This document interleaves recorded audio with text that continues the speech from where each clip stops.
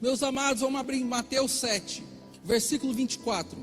Todo aquele, pois, que escuta as minhas palavras e as pratica, assemelhar-o-ei ao homem prudente que edificou a sua casa sobre a rocha.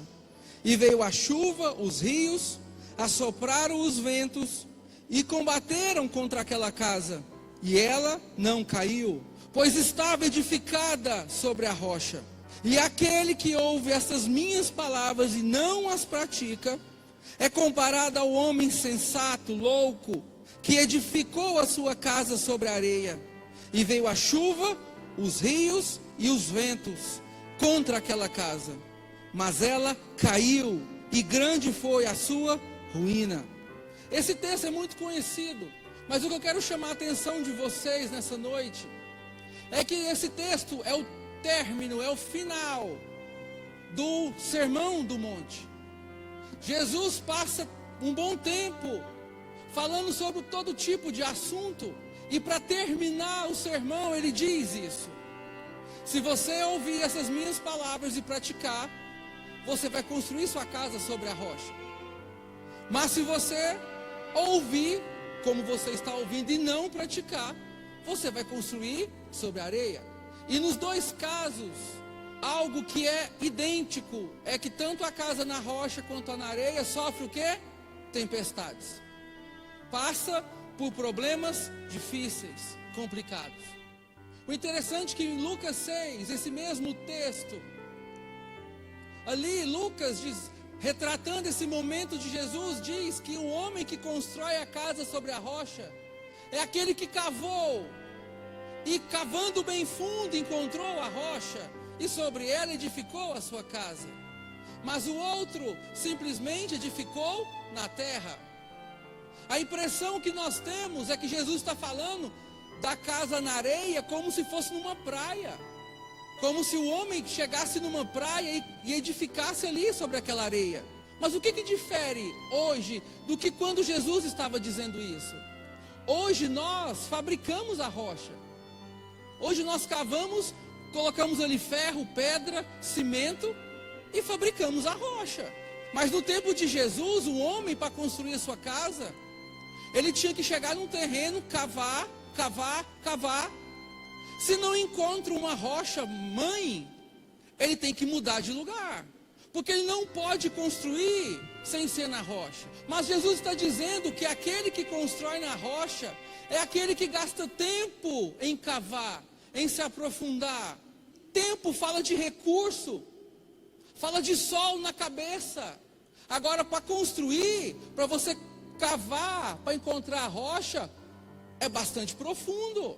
E se um pai de família não quer investir tempo, dinheiro, nem ficar com a cabeça debaixo do sol queimando, o que ele faz? Eu não vou cavar tão fundo, esse tanto já está bom, e constrói na terra. Então quanto mais nós nos aprofundamos, mais estamos próximos da rocha. E nós sabemos quem é a nossa rocha. Cristo é a nossa rocha. Então quanto mais nós nos aprofundamos na vida, nós gastamos tempo de leitura da Bíblia, de oração, de culto, nós estamos aprofundando cada vez mais a nossa construção. Mas se nós não queremos isso, se nós não temos tempo nem para vir num culto de ceia, e agora? Eu quero que vocês entendam que a construção da casa não é o início da jornada cristã. A construção, ela é apenas o resultado de uma vida com Deus. Jesus está falando, vocês ouviram essas palavras? Se vocês as praticar, quando chegar uma escolha diante de vocês, se é rocha ou não, pelo princípio que eu dei a vocês, vocês vão edificar onde? Na rocha. Mas se vocês não quiserem, vocês podem edificar sobre a areia ou sobre a terra. O problema é que a tempestade vem para as duas casas. É muito simples de entender isso. A vida não começa quando eu construo a minha casa. Aqui no texto de Jesus, pela minha base, pelos meus princípios cristãos, toda escolha, toda oportunidade que chega até mim, eu vou saber escolher a rocha e não a areia. Então o final dessa história começa na base que eu criei, no fundamento que eu coloquei debaixo da minha casa. Para que vocês, só para exemplificar, quando o rei Dario fez um decreto dizendo que quem orasse a outro Deus iria para a cova dos leões, Daniel sobe no quarto e ora ao Deus verdadeiro, e ele foi lançado na cova dos leões. Mas quando nós entendemos a história de Daniel, nós vemos que ele já era assim. A sua base, o seu princípio de vida, o seu fundamento era orar 3 vezes ao dia. No capítulo 6, Daniel diz que ele foi orar como de costume. A cova dos leões, a situação não iria tirar o costume de Daniel de orar. Mas eu quero dizer para vocês que Daniel não sabia se ele sairia vivo ou não daquela cova. Ele não tinha essa certeza. A certeza que ele tinha era o quê? A situação não diz o que eu vou fazer da minha fé. Mesmo que eu seja lançado numa cova e morra, eu fiz o que Deus me cobrou em vida. Mesmo que eu seja lançado num problema, Deus pode me tirar ou não deste problema. Mas eu não vou mudar quem eu sou por causa do problema. É isso que Jesus está dizendo em Mateus 7. Quando a situação chega, não é a situação que vai mudar quem eu sou. Eu vou mudar a situação. Eu vou colocar Deus diante dessa situação e vou clamar. Se Deus quiser resolver, Ele vai. Eu não mando Deus fazer nada. Eu peço a Ele. E se Ele tiver misericórdia de mim, Ele vai agir e vai me livrar desse problema. O que manda é a base, é o nosso fundamento de fé. O quanto eu estou investindo na minha vida cristã. Parece que você falar para alguém ler, ou estudar a Bíblia, orar, jejuar, parece que está fora de moda. Eu estava falando esses dias na célula, tem pessoas que já acostumaram com aquele probleminha, que nem precisa levar mais para Deus, já está acostumado. É um problema de estimação, é um problema que ele sabe resolver, que ele sabe lidar, e por aí vai. Não precisa orar, nem jejuar, nem nada. Mas se chegar um problemão, aí eu corro para a igreja, aí eu vou orar, aí eu vou estudar a Bíblia, eu vou jejuar, eu vou fazer voto. Por que já não tem uma vida assim, corriqueiramente? Jesus está dizendo que é esse tipo de tempestade que as duas casas passam. O que muda é como eu edifiquei a minha casa. Lá em Jonas, todos nós conhecemos a vida de Jonas. Sabemos que Deus mandou Jonas pregar a Nínive, porque Deus queria livrar aquela cidade, uma cidade completamente pagã. E Jonas, tudo indica que ele era um extremista da lei. Ele não aceitava. Como que eu vou ministrar a palavra e salvar ímpios, e salvar pagãos? Eu vou para o outro lado. E Jonas foge de Deus. Agora o que ninguém prega é sobre o capitão do barco que levou ele. O capitão do barco que recebeu o dinheiro de Jonas, que a Bíblia diz que ele pagou a passagem. O capitão do barco que negociou essa travessia. E veio uma tempestade tremenda naquele dia, que o capitão do navio ficou louco, correndo de um lado para o outro, jogando os trem fora para ver se o barco ficava mais leve. E orava a seu Deus e falava para os tripulantes orar aos seus deuses ali, clamar por socorro. Porque o barco dele ia ser destruído. A vida deles estava em risco. Aí o capitão desce no porão do barco para ver se tinha algo pesado ali. E encontra o caboquinho do Jonas dormindo. Meu irmão, o culpado de tudo estava dormindo. Sabe por quê? Porque ele já tinha entregado a sua vida para... Tanto que depois, quando Deus salva Nínive, e ele gosta de uma plantinha, ela morre, ele fala: Senhor, me mata, por causa de uma planta. Cuidado, se você está andando com pessoas assim, que diz, não tem mais jeito. São pessoas que já se entregaram. E o problema é que ele estava no barco que não era dele. O capitão ia morrer, ia perder os seus bens e o barco. Então tem tempestades que Deus traz na sua vida, meu irmão, que é para tirar Jonas de perto de você. Tem tempestades que vêm, que você fala: meu Deus, por quê? Não é porque você é o desobediente, É porque talvez você está andando com pessoas que estão em desobediência com o Senhor. E essa tempestade vem para que você lance ele fora. E você fala, mas Deus, eu vou jogar um homem no mar. Aí eu te digo uma coisa, deixa que Deus cuida dele. Você não é responsável por ele. Você é responsável pela tua vida e pela tua família. Não fique grudado em Jonas. Não fique grudado em pessoas que tá afundando o teu barco. E o capitão estava desesperado para não morrer. E o caboquinho estava lá dormindo, não se importando com nada. Ele levanta e fala, não capitão, preocupa não, eu sei quem é o culpado, sou eu. Ele sabe que é o culpado. Meu irmão, aí eles começaram a orar e nada da tempestade passar. Aí eles pegaram Jonas e jogou na água. O que aconteceu? Acabou a tempestade. Às vezes você já orou demais. Deus está falando, faça, haja, vai. Agora tem que fazer, tem que ter ação. Moisés chegou diante do Mar Vermelho e falou, Senhor, e agora vamos morrer? Deus falou, Moisés, por que você está clamando a mim? Manda o povo marchar. Para de orar e vai fazer. Porque eu já determinei o que vocês têm que fazer. Aqui a tempestade veio para mostrar que o desobediente passa por tempestade também. E quando ele é a causa da tempestade, aí ele tem que tomar cuidado. Porque se ele não voltar para Deus, ele não vai conseguir chegar a lugar não. Então meu irmão, não fique grudado em Jonas. Ora, fala, Senhor, tem algum Jonas na minha vida? Meu irmão, tem pessoas que Deus tira de perto de você, você nem sabe por quê. Fala, nossa, fulano nem sumiu. Agradeça a Deus.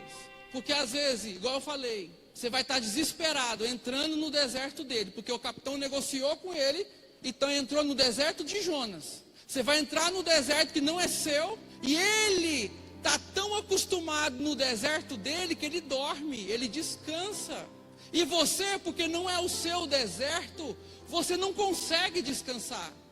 Você corre para lá e para cá, para ver se resolve a situação. E Deus está falando, a situação só vai resolver se você pegar Jonas e joga fora. Não se apegue a um desobediente. Não se apegue a pessoas que estão afundando o seu barco. Meu irmão, o mais importante é você e sua família. Deixa que Deus cuide de Jonas. Deixa que Deus pegue Jonas, lança ele na boca de um peixe, faz ele ficar lá dentro, não importa. Cada um sabe o que vai ter que pagar. Meu irmão, quando Deus tem que fazer algo, entenda, os processos de Deus não tem como você desviar. Esses dias eu ouvi uma expressão dizendo que Deus não tem neto, porque quem é avô sabe o que faz para um neto, né?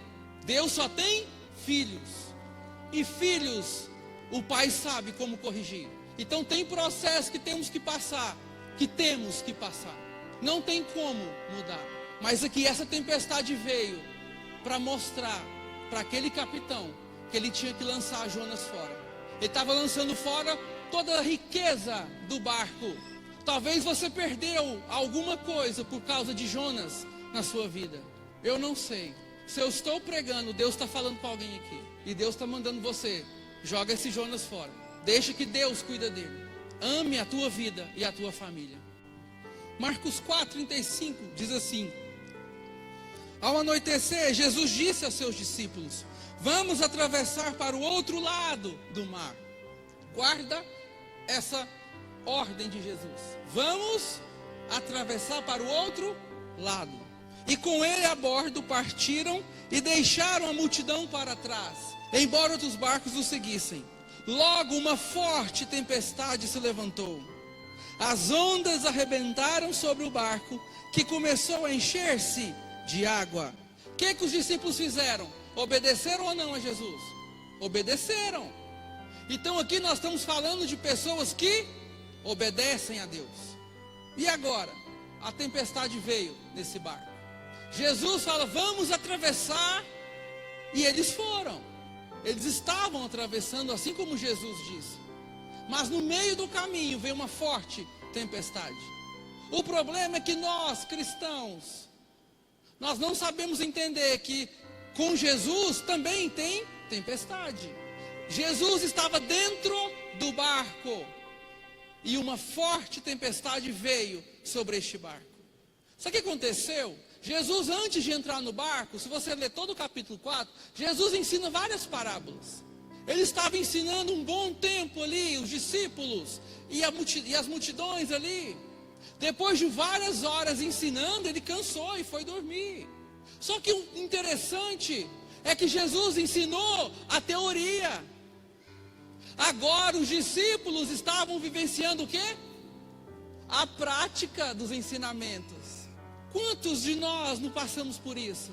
A gente lê a Bíblia, a gente ora, pá, ó que vem a situação difícil e fala, meu Deus do céu, eu vou morrer. Ou seja, a gente está estudando, está entendendo a teoria, mas quando Deus manda a prática, a gente fala, opa, esqueci tudo que eu li. Desaprendi tudo que Jesus me ensinou. Meu irmão, se os discípulos passaram por isso, preocupa você não. Os discípulos chegavam para Jesus e falavam, Senhor, ensina-nos a orar. Senhor, aumenta-nos a fé. Então, se você está passando por algum momento de incredulidade na sua vida, preocupa não. Os discípulos que viviam com Jesus, que viam um milagre todo dia, também tinham esse momento. E aqui, na hora de praticar a fé deles, eles esqueceram tudo que Jesus ensinou. Marcos 4:38 diz assim: Jesus dormia na parte de trás do barco, com a cabeça numa almofada. Os discípulos o acordaram clamando, Mestre, vamos morrer, o Senhor não se importa. Esse texto tem 3 perguntas que eu quero compartilhar com os irmãos. Qual que é a primeira pergunta? Os discípulos olham para Jesus e falam, Mestre, o Senhor não se importa se a gente morrer? Quantos aqui estavam numa situação e você falou, Senhor, o Senhor quer me matar? Eu vou morrer com isso? Senhor, o Senhor não está ouvindo o meu clamor? Eu oro todo dia e parece que nada muda. Será que o Senhor não está me ouvindo? Será que eu estou em pecado, que o Senhor está com os ouvidos tampados e não pode ouvir o meu clamor? Será que a sua mão está encolhida, que não possa me abençoar? Senhor, o Senhor não se importa com o meu choro? O Senhor não liga para os meus problemas? Que pai é esse que vê um filho chorando e não atende às suas orações? Os discípulos falaram exatamente isso para Jesus. Meu irmão, eu conversando com a bispa hoje, eu falei, amor, interessante. O silêncio de Deus fala mais, grita mais do que uma tempestade. Parece que a gente só escuta o silêncio de Deus. A gente está diante de uma situação, clamando, orando, e parece que Deus se calou. Se você orou assim, preocupa não, todos nós oramos assim. Somos humanos iguais. Quantas vezes estou no meu momento de oração e falo, Senhor, e agora? Até quando? Quem já fez essa pergunta para o Senhor? Até quando, Deus? Até quando eu vou viver assim? Até quando eu vou passar por isso? Até quando minha situação vai ser essa? O livro de Jó é um exemplo disso. Jó, o homem mais piedoso da terra, que diz o texto, teve 4 tempestades em sua vida. Um pai amoroso, um pai que sacrificava pelos seus filhos, um pai exemplar, perdeu os 10 filhos. O homem riquíssimo faliu, ficou sem nada. O homem com a saúde perfeita, sua pele apodreceu no seu corpo. Seus amigos depois vieram e falaram, você tem pecado, Jó. O texto diz que 16 vezes Jó perguntou, por que eu, Senhor? E o interessante é que Deus não fala nada. Você passa mais de quase todo o livro de Jó sem ouvir a voz de Deus. Graças a Deus, ninguém aqui passou pelo que Jó passou. Mas quando Deus se revela a Jó, ele fala, antes eu ouvia só de ouvir falar. Hoje eu posso ver a tua face. Eu sei que o meu Redentor vive. E que no tempo certo ele vai se levantar e a minha sorte vai mudar. Essa tem que ser a nossa atitude no silêncio. Parece que o Senhor não está me ouvindo. Mas quando o Senhor se levantar, quando o Senhor agir, tudo isso ficará para trás. E a minha vida será mudada e transformada. Uma certeza na tempestade. Isaías 59:1 diz assim: eis que a mão do Senhor não está encolhida, para que não possa salvar, nem fechar os seus ouvidos, para que não possa te ouvir. Se parece que Deus está em silêncio, continue orando. Continue clamando ao Senhor. O Senhor está com os ouvidos abertos para te ouvir. Mas nós não entendemos no momento o princípio, o processo do Senhor. O porquê que estamos vivendo este problema. Se você não entende, então não murmure. Se você não pode louvar, então cale-se. Se você não pode adorar o Senhor em meio à tempestade, então não fala nada. Fique quieto. Marcos 4:39. Olha que tremendo, diz assim: Jesus, despertando, repreendeu o vento e disse ao mar: silêncio, aquiete-te. De repente o mar parou e houve grande calmaria. Então Jesus perguntou aos seus discípulos: por que estão com medo? Ainda não têm fé? Jesus levanta, acorda e fala: silêncio, mar, aquieta-te, água.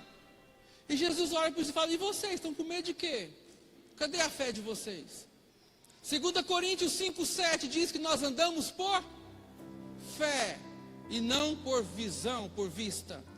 Nós vivemos não pelo que os nossos olhos estão nos dizendo. Nós vivemos por fé. É você dar um passo e ter certeza que Deus já proveu naquele passo que você deu. Não é, eu só dou um passo se o Senhor colocar o chão. Isso não é fé. Isso é brincar com o Senhor. Jesus diz: cadê a fé de vocês? Sabe por quê? Primeiro, os discípulos tinham a promessa de Jesus sobre eles. Jesus disse: nós vamos o quê? Atravessar para o outro lado. Por que que os discípulos não acreditaram nisso? Jesus foi bem claro: nós vamos atravessar para o outro lado. Jesus não disse que o mar seria calmo. Jesus não disse que a travessia seria perfeita, seria tranquila. Sabe por quê? Porque se Jesus dissesse que teria uma tempestade no meio do mar, eles não teriam ido. E assim acontece conosco. Tem muitas coisas que Deus faz nós passarmos, e se a gente soubesse antes, nós não passaríamos por aquilo. Mas também nós não alcançaríamos nada da bênção que está no futuro. Nós mesmos iríamos impedir o Senhor de nos abençoar, se soubéssemos o que teríamos que passar para chegar até aquela bênção. Segundo, eles tinham a presença de Jesus ali.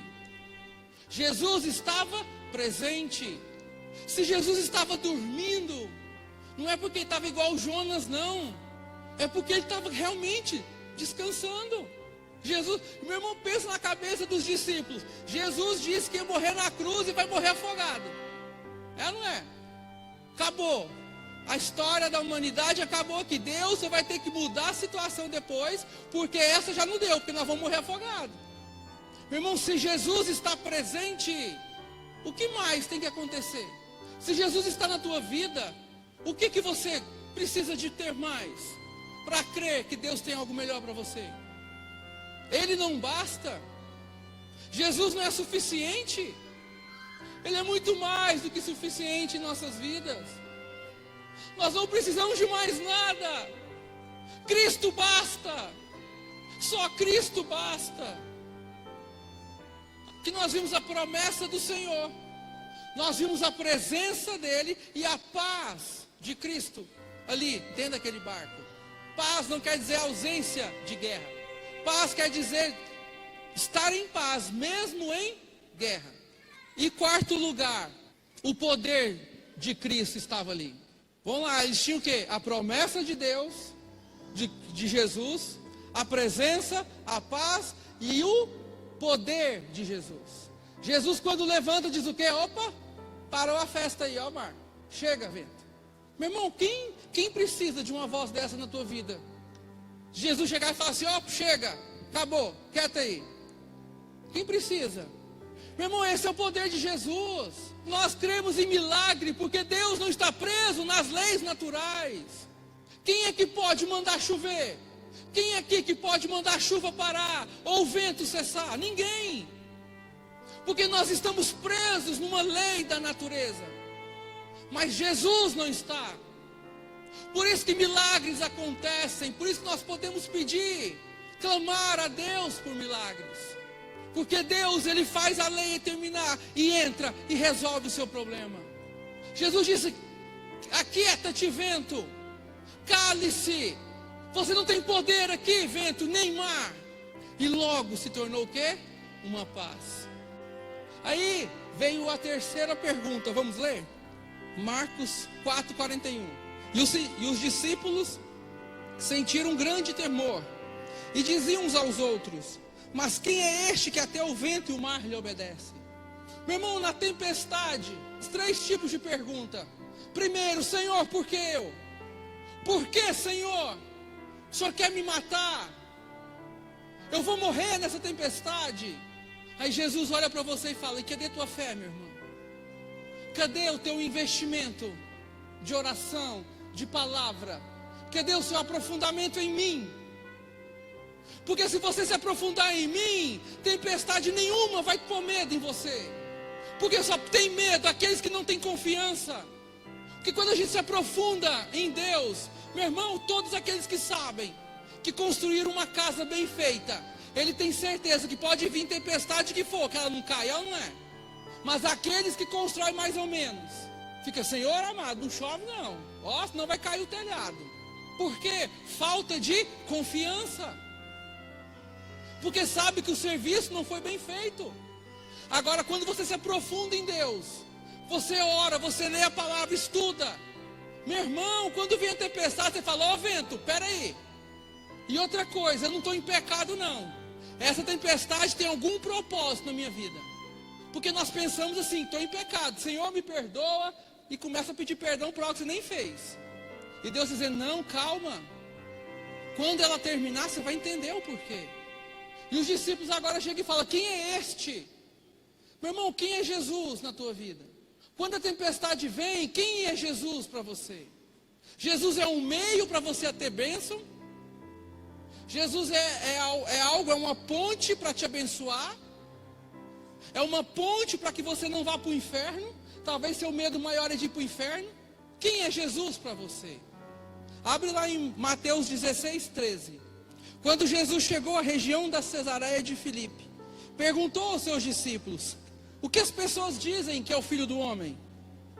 E eles responderam: alguns dizem que o Senhor é João Batista, morreu, tá? Outros que Elias também morreu. Outros que é Jeremias, morto também. E outros dizem que é qualquer um dos profetas, morto também. E vocês? Perguntou Jesus. Quem vocês dizem que eu sou para vocês? Meu irmão, essa é a pergunta que eu quero fazer para você. Que você saia daqui com essa pergunta: quem é Jesus para mim? Quem é Jesus na minha vida? Jesus é uma pessoa mística para você? Que você pensa nele só quando você precisa de alguma coisa? Eu já preguei aqui, muitos buscam as mãos do Senhor, mas não buscam a face de Deus. Mas quando eu busco a face do Senhor, eu também tenho as mãos de Deus. Mas quando eu busco só as mãos do Senhor, eu não tenho a face do Senhor. E Jesus pergunta: e para vocês, quem eu sou? E Pedro disse o quê? Tu és o Cristo, o Filho do Deus vivo. E Jesus disse: oh Pedro, não foi carne nem sangue que te disse isso. Foi o meu Pai no céu quem lhe revelou isso. Nenhum ser humano saberia. Agora lhe digo que você é Pedro, e sobre esta pedra edificarei minha igreja, e as forças da morte não conquistarão. Eu lhe darei as chaves do reino dos céus. O que você ligar na terra será ligado nos céus, e o que desligar na terra terá sido desligado no céu. Não é que Pedro, não era edificar em Pedro a igreja do Senhor, mas a igreja do Senhor é edificada nesta informação: que Cristo é Deus. Jesus é Deus, é Senhor, é Rei. Jesus disse: se você entender isso, Pedro, se você levar isso na tua vida, se você entender que eu sou Deus na tua vida, eu sou o teu Senhor, o teu Rei, tudo que você ligar na terra já terá sido ligado no céu, e o que você desligar na terra também será desligado no céu. Esse é o poder de Jesus. Que você saia daqui com essa visão de Jesus. Toda vez que eu falo de Cristo, meu irmão, eu lembro de Apocalipse. Nós temos a visão de Jesus, aquele Jesus dos quadros. com a coroa de espinho, cravado numa cruz, com uma cara triste. Mas vai ler Apocalipse para você ver quem é Jesus. Olhos de fogo, voz de trovão, rosto reluzente, sua mão tem uma espada afiada. Não tem nada a ver com esse Jesus que está aí nas fotos pela internet. Esse é o Cristo que está vivo hoje. E sabe por que a tempestade veio? Quando você vai para Marcos 5, você entende o porquê da tempestade. Quando eles chegaram na região que eles foram ali de Decápolis, tinha um homem que vivia louco pelos túmulos, pelo cemitério, gritando, se cortando, louco. Tinha 6.000 demônios dentro dele. E Jesus chega ali e liberta aquele homem, liberta aquela vida. E o que Jesus faz? Volta para casa. Tudo que Jesus tinha que fazer era por causa de um homem. Jesus atravessou uma tempestade por causa de um homem. Jesus foi atrás de uma vida, um louco, um endemoniado. Mas quando Jesus libertou aquele homem, ele virou um pregador da palavra na sua região. Nem judeu não era, era um gadareno. Que você entenda que a tempestade que você passa é porque Deus tem um propósito no final dela. Não é te destruir, não é te matar, mas é que você entenda que no final tem uma bênção que você não chegaria até ela se não fosse pela tempestade. Porque quando você chega lá, você sabe, opa, agora eu sei porque foi tão difícil chegar aqui. Porque se toda a sua caminhada for tudo tranquilo, você não dá valor nas bênçãos do Senhor na sua vida. Se tudo for um mar de rosas, você se acostuma com as bênçãos e não tem mais gratidão pelo Senhor. Mas quando você sabe que o caminho até chegar ali foi difícil, você fala, ô Senhor, agora eu sei porque foi tão complicado chegar até aqui. Agora eu entendo o propósito de todo esse caminho que eu sofri. Foi para libertar alguém, foi para curar alguém, foi para restaurar alguém, não importa o que seja. Daniel e seus amigos fizeram os reis, tanto Nabucodonosor como Dario, fazer um decreto.